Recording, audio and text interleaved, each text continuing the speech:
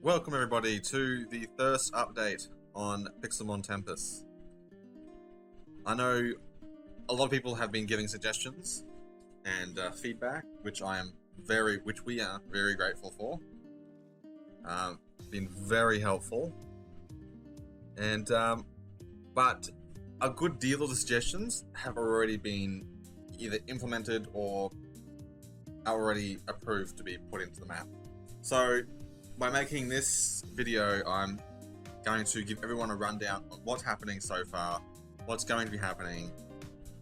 That way everyone is up to date in what's going on, and hopefully answer some questions for everyone. So, first of all, this is Unity City, which is the capital of Tempus. As everyone knows, Tempus is a massive map, but I'm not sure how many people actually understand how big exactly it is. So let me show you one biome, or part of one biome. This is the taiga biome. It's one of many, many biomes that Tempus has. And this is only one part of it. This is as much as my computer can render in without it completely lagging. The taiga biome alone contains caves, lakes, rivers, many little spots, nooks and crannies to put in, huts and certain builds, little builds, quest lines, many little areas. I have places set aside for villages, places set aside for lake houses, places set aside for quests, and this is part of the 25-kilometer square map, which is metric system. For the Americans, which I know from the survey there are a lot of, it is 15.5 miles squared, which, for comparison, is only 1 mile square smaller than the Skyrim map. Meaning, this Tempus itself has actually, if I do extend it, which I probably will be the size of the Skyrim map. Tempus also features a little mod called Little Tiles, and even though the tiles are really small, they make a huge impact on the gameplay and the feel of the map. For example, let's have a look at this gate. This is a school gate, which will be for the West Unity Academy. You see it's a sliding gate. Pretty cool. We also feature custom NPCs, like this teacher here, who will give you a quick rundown on what the school does. We have NPCs like schoolgirls. Everyone wants animated schoolgirls, apparently. Sliding doors we use with little tiles. You got plenty of little tiles that makes the whole map look even better. The school isn't completely furnished, but this is what one of the classrooms looks like with all its furnishings. Little tiles made all these little objects happen usable.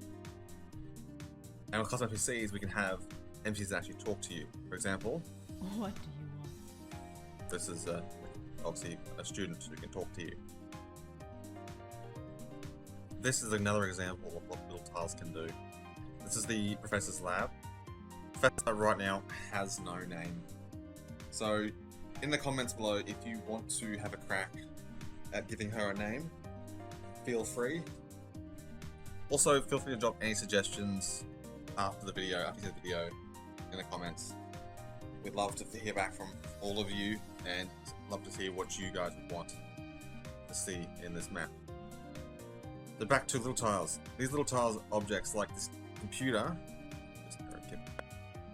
like these computers, these tables, these desks, this chair here, they're all items that can be purchasable within the game once we have the shop set up. You can use these items to furnish your own apartments, your houses. They can be attainable through shops, through quests, rewards. You can make little things such as trophies and statues of Pokemon that you can use to decorate your house. Choosing your starter in Tempus will be a little bit different. We have decided to go with a list of 43 Pokemon that have 3-stage evolutions. But after seeing the results of the survey, even though having the choice between a list was the choice that won, but to cater for everyone else who voted for having just the random regular starters, we've made it so out of the list of 43, it selects a random 6 that you can choose from. And these are the 43 that we have chosen. They are all shiny. They will all come shiny if as a bit more of a bit more fun, something that give you a bit more of an incentive to play with Pokemon that you don't normally use. So I'll go down the line and just show you each Pokemon that we're going to use. Obviously we have Bulbasaur, Charmander, Squirtle, Pidgey, Chikorita, Cyndaquil, Totodile, Murray, Swinub, Trico, Torchic, Mudkip, Slackoth, Whismur, Aaron, Trapinch, Spheal, Turtwig, Chimchar, Piplup, Starly, Shinx, Snivy, Tepig, Oshawott, Lillipup. Bunnelby is not a starter, it's just in the way. Lillipup, Pidove, Timpole, Venipede, Sandile, Gothita, Solosis, Clink, Chespin, Fennekin, Froakie, Fletchling,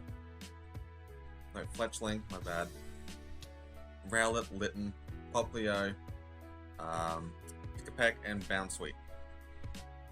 Those are the 43 Pokemon that are on the list. As I said before, when you join the game, it'll give you a random selection. Well, after I talk to the professor, it'll open up probably like a roulette, like a little roulette thing, like a Pokies. And it'll randomly select 6 for you, and you can choose one of those, which comes shiny. Obviously, I can already see the comments and the people saying, "Why not this Pokemon?" We have not included any Pokemon that are not 3-stage evolutions. So there's no Riolu, there is no Zorua. Also, all these Pokemon evolve by leveling up. No trading, right? No, I don't remember that ones were, sorry. But obviously, there are also no pseudo-legendaries like Gible, Axew, Jangmo-o, Dratini, none of those, unfortunately, because it's a bit too overpowered. This is the part that I think a lot of people have been waiting for, the custom skins. As some of you know, Tempus now has over 2,000 custom skins, thanks to Brandon in the Discord for doing the grayscale Pokemon, Monochrome. I haven't thought of a name for them yet, but let me just explain to you what they are and how they all work. So this side first. These are the 2 color variants for every Pokemon. On the left is gold, on the right is grayscale, colorless, monochrome, silver, whatever you want to call them. We haven't thought of a name yet for them. Maybe think of a name at the bottom in the comments in Discord. So these will be spawning throughout the map as if they were shinies. They won't replace shinies, and they will be their own spawns. There'll be a rare spawn like 1 in 4,000. It won't interfere with your gameplay. I know people did say in the that they didn't want a fan, or they didn't understand. They won't spawn normally. They won't replace any Pokemon. They will be their own Pokemon. which means that's an extra 2,000 Pokemon out there. 2,000 Pokemon variants out there of grey and gold. GG, if you will.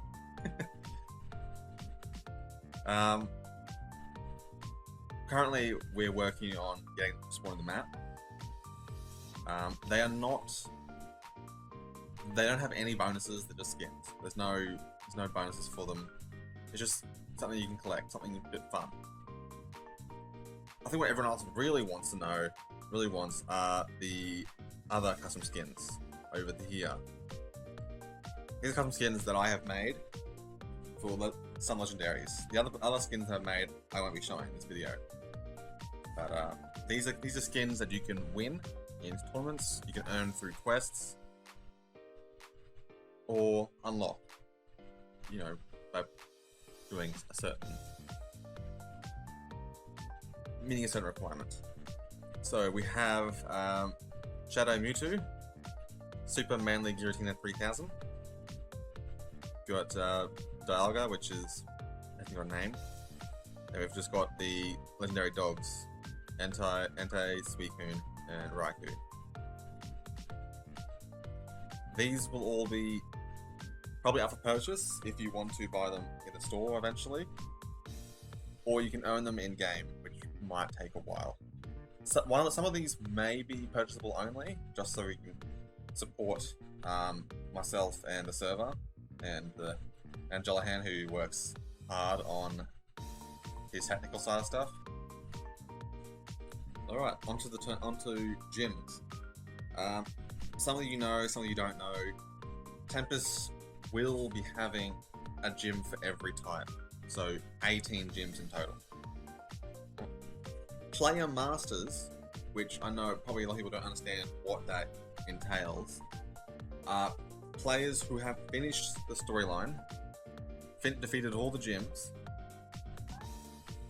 and are then able to create a team of a specific type. So, for example, let's say Bug.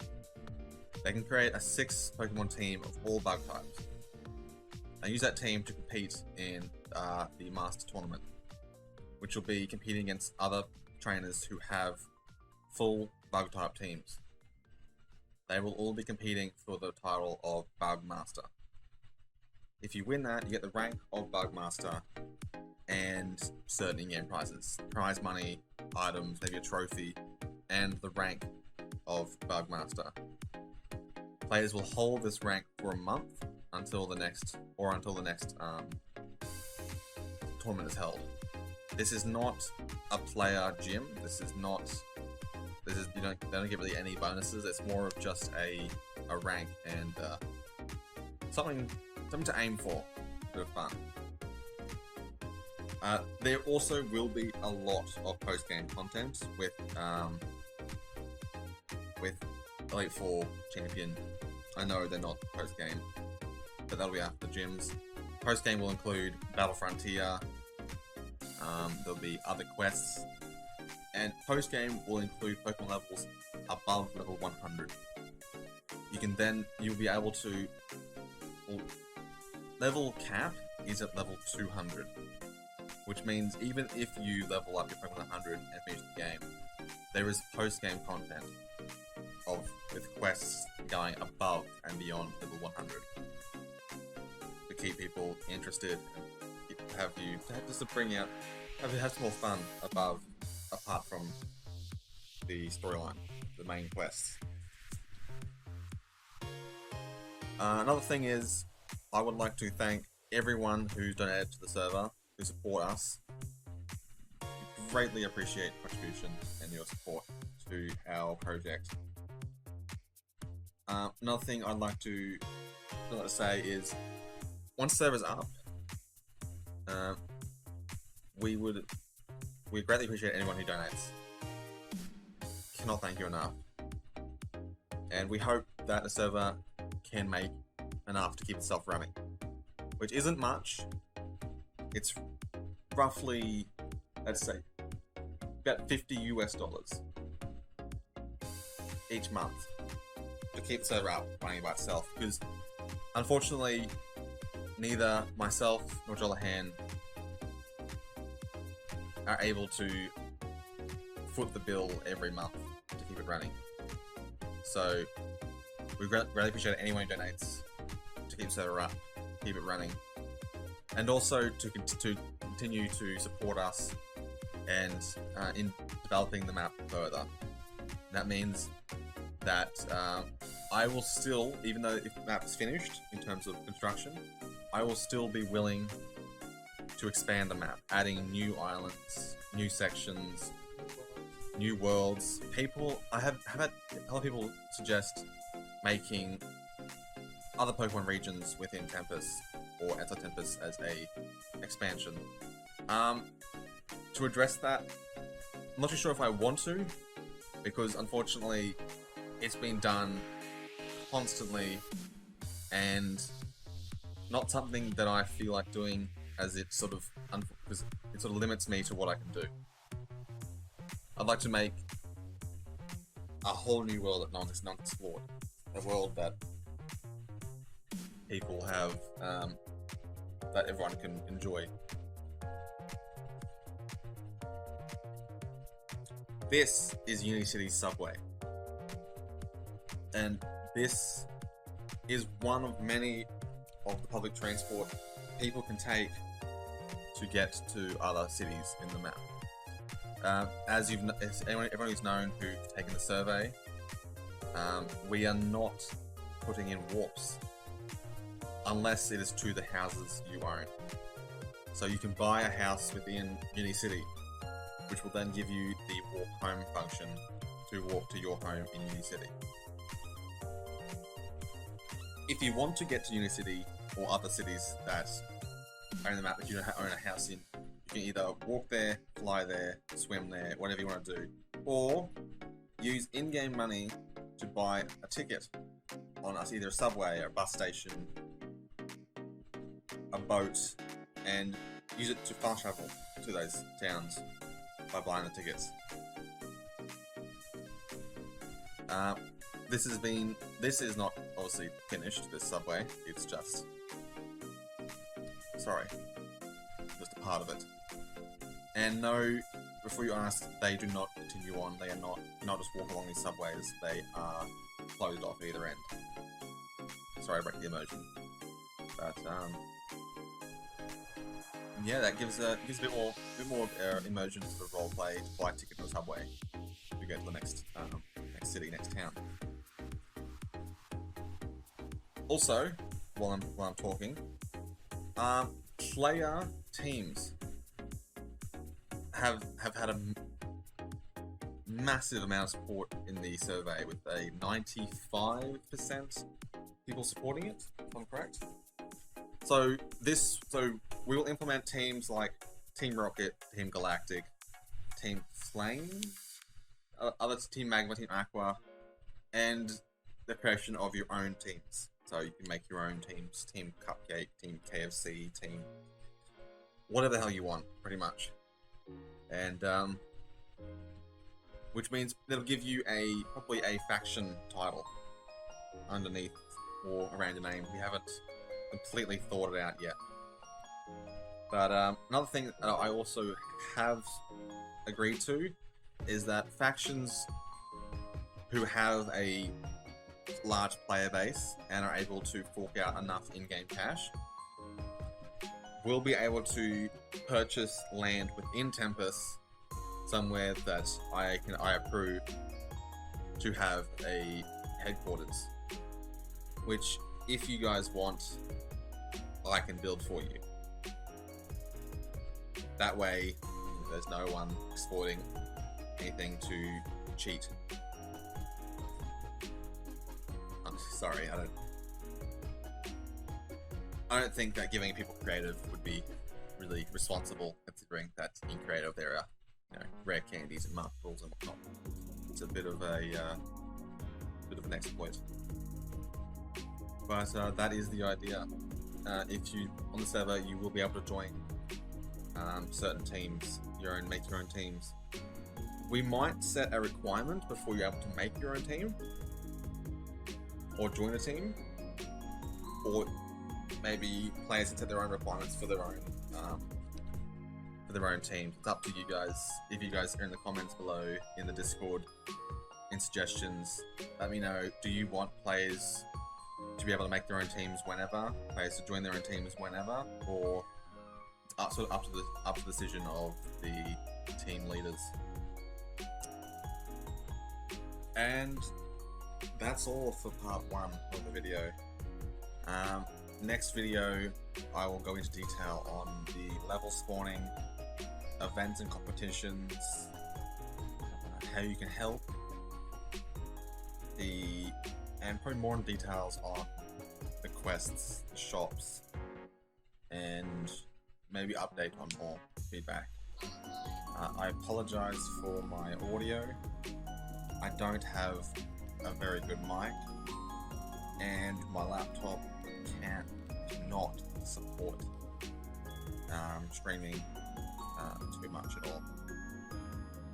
So, thanks for making it this far. It's a long video. I know it's in the 22 minutes nearly. But yeah, thanks for watching. If you have any suggestions,